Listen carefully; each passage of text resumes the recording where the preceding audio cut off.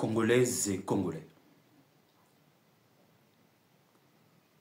Je ne vous apprends rien si je vous disais qu'une fois de plus, le régime barbare, criminel et tribal de Denis Sassou Nguesso est passé à l'œuvre. Oui, il est passé à l'œuvre. Comme toujours depuis son retour au pouvoir par un coup d'État militaire, en destituant un chef d'État élu démocratiquement. Ça ne s'invente pas, avenue de la Paix. C'est ici que les combats ont été les plus violents. Pas une heure sans entendre un ou plusieurs obus. Tout le centre-ville est livré aux bandes armées. Des desperados pour la plupart, inspirés par des films de série B sortis des studios américains. Ils s'appellent Cobra, Ninja ou Zulu. Là, nous sommes avec les Cobras, les miliciens de Denis Sassou Nguesso, autrefois général-président et dictateur. Les kalachnikovs et les lance-roquettes ont envahi les rues. Et lorsqu'on interroge ces miliciens, ils ne parlent que de guerre totale. Quant à moi, la guerre n'est pas encore finie. Pour l'instant, on doit garder les positions, tandis que le président Sassou relance ses projets pour en finir avec les Souvas. Après une grande messe politique, dite conférence nationale souveraine, ce régime continue à mettre son genou sur le peuple. Non pas seulement en dirigeant la République sur des bases tribales, non pas seulement en pillant les deniers publics, mais en violant, tuant, torturant le peuple congolais. Le cas le plus récent, au réveil de ce matin, nous avons tous pu constater que enfin, M. Lati Bouissi, enlevé il y a 2 semaines, a été retrouvé, malheureusement, dans un état mortel.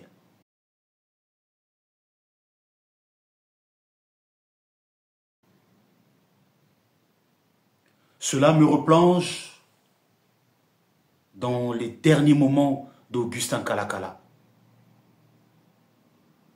Le seul péché d'Augustin Kalakala, c'est celui d'avoir été collaborateur de André Okombi Salissa, un compatriote qui s'était opposé au changement de la Constitution et qui avait été candidat à l'élection présidentielle de 2016. Ses collaborateurs ont été pourchassés.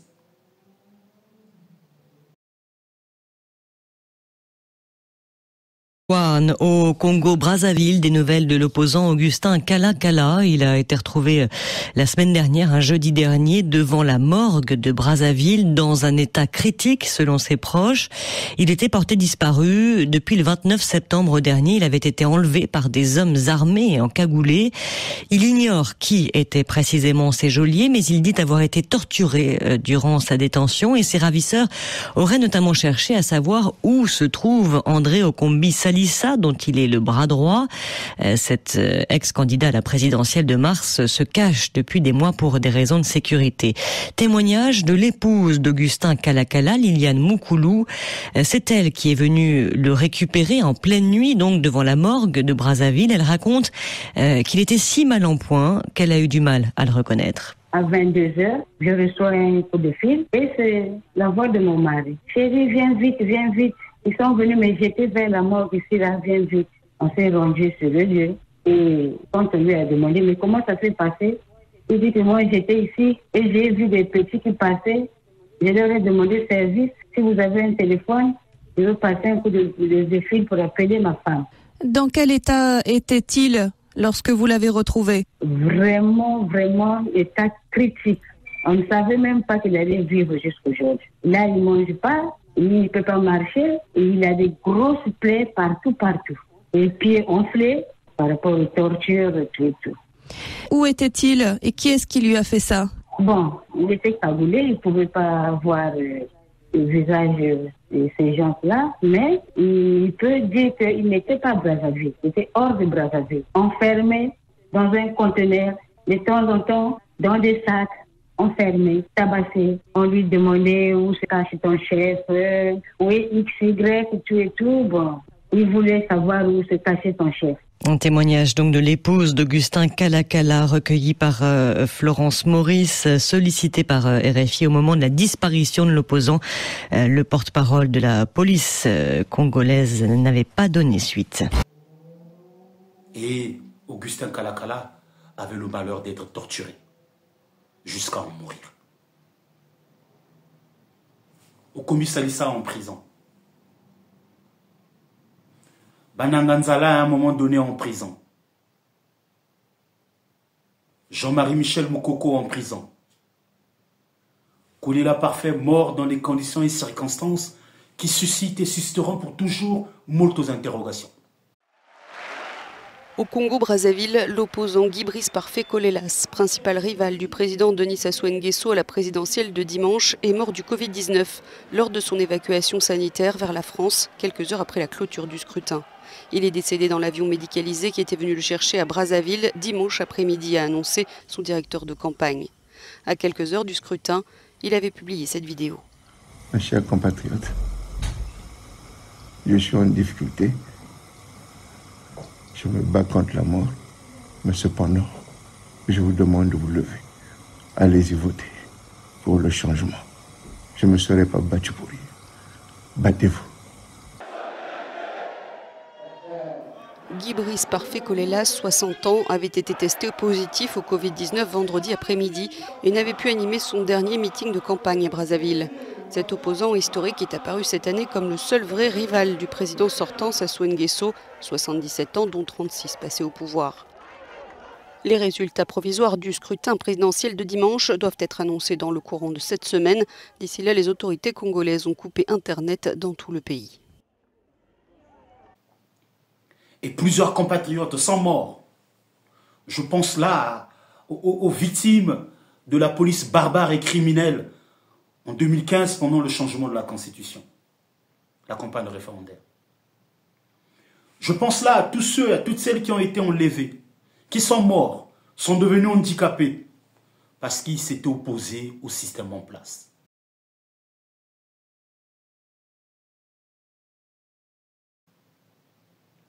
C'est le seul péché également de Boutillassi. Ce compatriote, président d'un parti politique, qui s'est annoncé candidat à la prochaine élection présidentielle, qui critique, comme le veut l'esprit et la lettre, des règles démocratiques, a été enlevé, torturé, et je dirais même avec l'agenda d'être tué, puisqu'il a été retrouvé dans un état mortel. Peuple congolais. Et Zungula Nzamba, Ngula Mokilko Sekate. Aujourd'hui c'est lui, demain c'est moi, après-demain c'est toi. Est-ce que c'est ce que nous voulons? Non. Il est temps d'arrêter l'hémorragie. Trop c'est trop. Il est grand temps d'arrêter l'hémorragie. Et la seule façon, ce n'est pas par le canal des urnes. Nous connaissons tous comment les élections sont organisées dans notre pays. La plus récente élection présidentielle, nous connaissons dans quelles conditions l'élection a eu lieu. Dans quelles conditions les résultats ont été proclamés.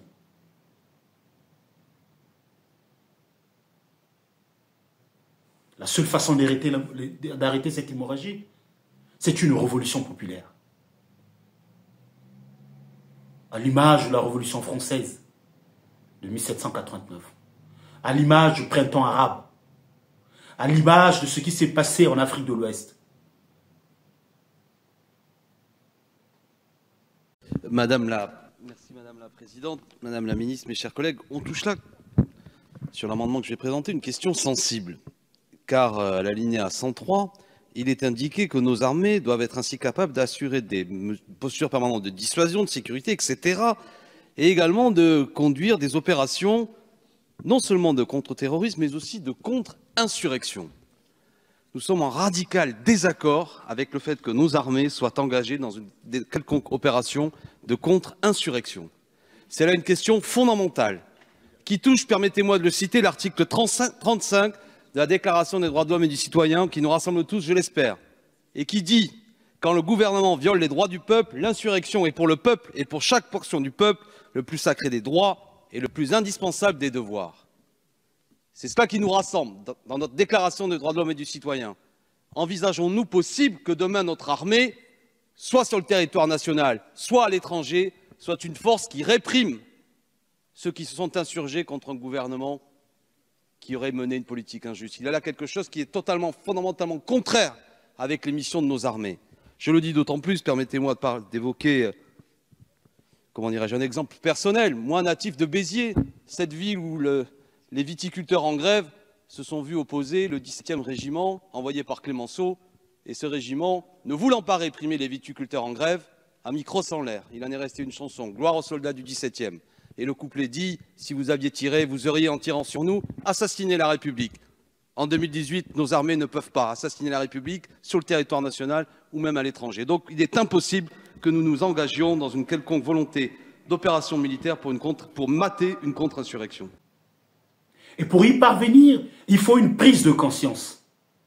Pour y parvenir, il faut un sursaut républicain. Puis pour y parvenir, il faut une haute dimension de nationalisme. Oui, c'est possible.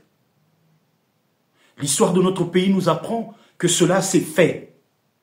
En 1991, ce régime avait été arrêté. Et la démocratie avait eu raison sur ce régime. Et rien ne nous empêche aujourd'hui de faire autant. L'essentiel de s'unir, l'essentiel de faire valoir la philosophie du premier concept de notre devise, qui est unité. L'essentiel de se dire, le Congo n'appartient pas à M. Denis Sassou Nguesso, ni à sa famille, encore moins à son parti politique, ni à ses amis qui l'accompagnent. Le Congo appartient aux Congolaises, Congolais, de la Likuala jusqu'au bord du littoral. Mes chers compatriotes, agissons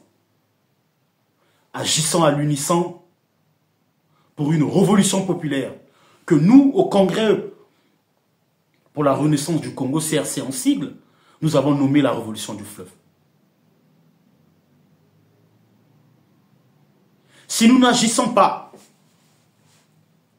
comme le disait le feu Guy Brice Parfait Kolela, il y va de l'avenir de nos enfants, de nos petits-enfants, de nos arrière-petits-enfants. Jeunesse congolaise. Je ne veux pas ici vous inciter à un conflit de génération. Mais je vous invite à ouvrir vos yeux, à constater la grande majorité de ceux qui ont les clés de gestion de notre pays. C'est les gens d'une soixantaine révolue, qui est unité. L'essentiel de se dire, le Congo n'appartient pas à M. Denis Sassou Nguesso, ni à sa famille, encore moins à son parti politique, ni à ses amis qui l'accompagnent. Le Congo appartient aux Congolaises, Congolais, de la Likuala jusqu'au bord du littoral. Mes chers compatriotes, agissons à l'unisson pour une révolution populaire que nous, au Congrès pour la renaissance du Congo, CRC en sigle, nous avons nommé la révolution du fleuve. Si nous n'agissons pas, comme le disait le feu Guy Brice Parfait Kolela, il y va de l'avenir de nos enfants, de nos petits-enfants, de nos arrière-petits-enfants. Jeunesse congolaise. Je ne veux pas ici vous inciter à un conflit de génération. Mais je vous invite à ouvrir vos yeux, à constater la grande majorité de ceux qui ont les clés de gestion de notre pays. C'est les gens d'une soixantaine révolue. Ils ne pensent plus à l'avenir. Ils pensent à la fin de leur vie. Ils pensent à leurs enfants. Ils pensent à leurs petits-enfants.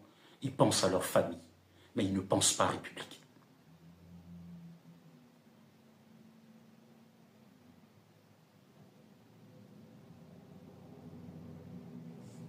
Efforçons-nous de briser le mythe de la peur.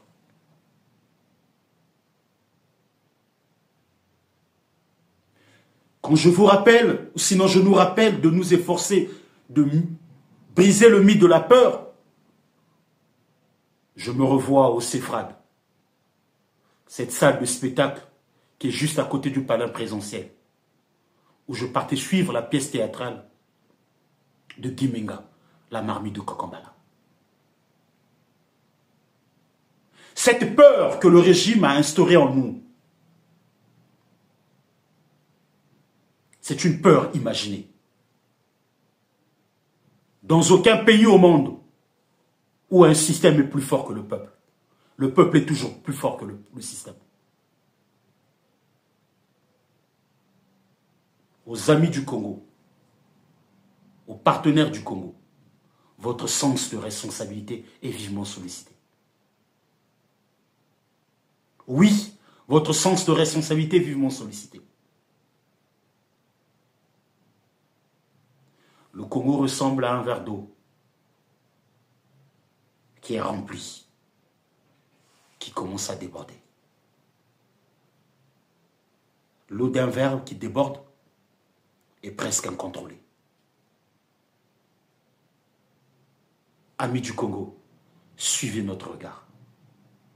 C'est ce que vous voulez pour le Congo?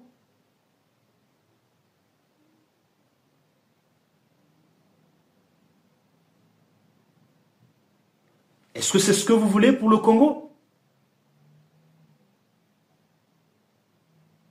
Croyez-moi, sinon croyez-nous, vous avez plus à gagner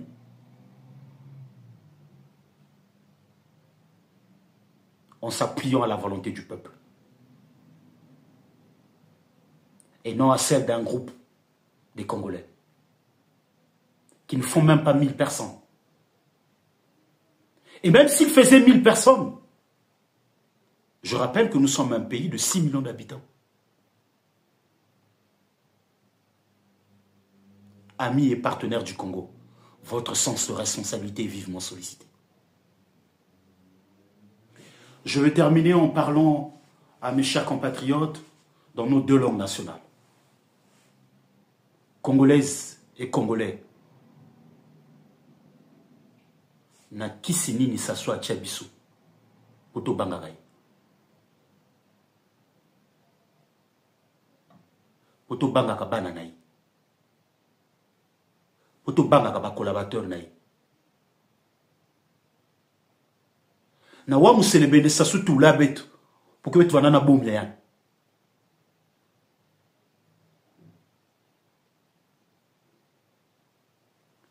Mwana likwala. Mwana lukwilo.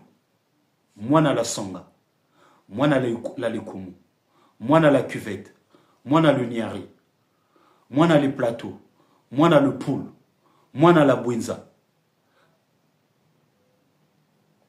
Totelema. Betite la mène. Si nous n'agissons pas, nous serons taxés par les générations futures pour des complices. Le peuple congolais est plus fort que ce système. C'est une question de détermination et de volonté. Le Congo n'appartient pas à M. Denis Sassou Nguesso. Le Congo n'est pas un bien que ses parents ont légué. Le Congo n'est pas un bien qu'il a acheté. Le Congo est une terre qu'il a vu naître, comme toi, comme moi. Mais d'ailleurs, lui, il a une particularité, le Congo l'a beaucoup donné. Mais en retour, il donne au Congo un système tribal. Il donne au Congo un système de détournement des deniers publics. Il donne au Congo un système de terreur. Il donne au Congo un système de criminalité. Mais tu te l'amènes. Mais t'agir. Mais tu sauves bois. Je vous remercie. Lucrèce Nguedi, ancien porte-parole de Guy Brice Parfait Kolela, à l'élection présidentielle de 2016, et actuel porte-parole adjoint du Congrès pour la Renaissance du Congo, mouvement politique que coordonne le colonel Simon Moussouda. j'ai dit. Je vous remercie.